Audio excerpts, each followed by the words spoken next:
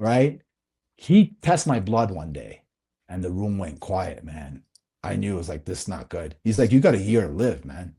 He's like, you got type 2 diabetes, fatty liver, high blood pressure. Like, what the hell have you been doing? So I started telling him. He's like, yeah, it makes sense.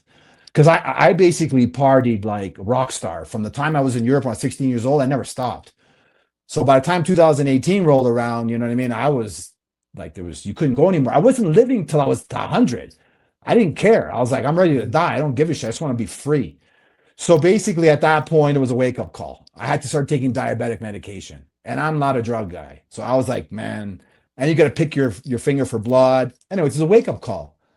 So I always knew from the time I was younger because I always bodybuilt naturally. I was always super fit. I always took care of myself. But being on the road, forget about that. It was all about body health was the last priority. So that's where it started. I started doing 14-hour intermittent fasting. 14 hours, man.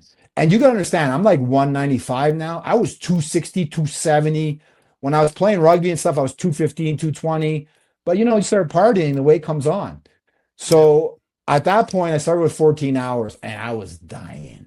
I mean, I was like, I would count the minutes to make it to 14 hours. Like, I'm Italian, dude. We like to eat. I'm in Yeah. Montreal, as Chef knows. We like to Yeah. eat. Food's some of the best food in the world, Montreal.